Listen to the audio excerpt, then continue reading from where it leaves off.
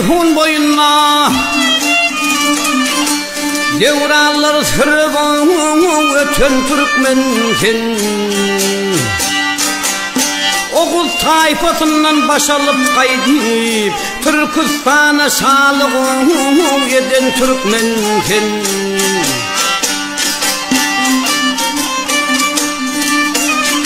O toy bayramda üdüğün yayan taçaklar Odu silman yanıp dundur ocaklar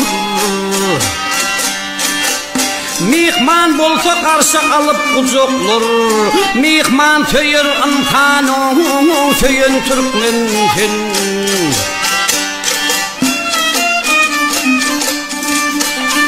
O hüküm sürdün Balkrum-i İran'a Koşulların koydu dünya hayrana Ak yüreğin bilen üydün Kur'an'a Türk imandan Türkmen bolun Türkmenken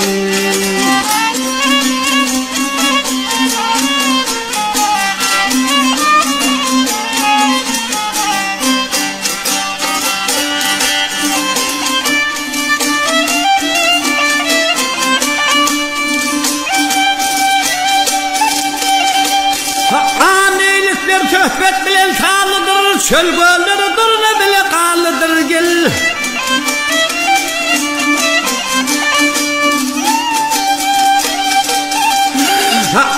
Alimler firasatlı sözlüdür, diyanetli kanakatlı Türkmen sen gel.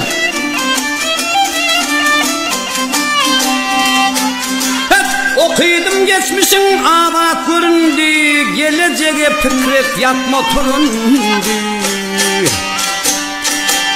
Gel birleşip aydın yoldan yürün Yoksa karanlıkta yol kalacak Türkmenken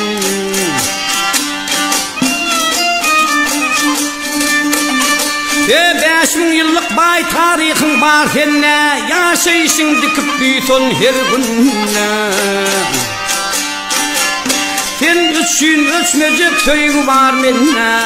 Sen yoldaşı bir sondurun Türkmenken